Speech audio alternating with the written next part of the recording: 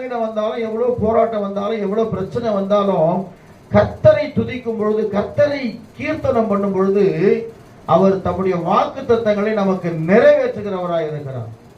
அவர் சொன்ன வாக்குத்தத்தம் என்ன? வெரி குட், வாசிங்க. வானத்திலேயும் பூமியிலேயும் தேவர்கள் எண்ணப்படுகிறவர்கள் உண்டு. இப்போ அநேக தேவர்கள் இருந்தாலும், அநேக கர்த்தாக்களும் உண்டாயிருந்தாலும், பிதாவாகிய ஒரே தேவன் நமக்கு உண்டு. ஹல்லேலூயா.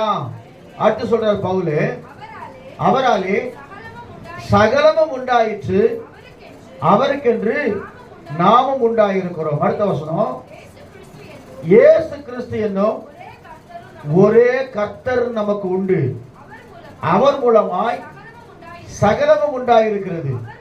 அவர்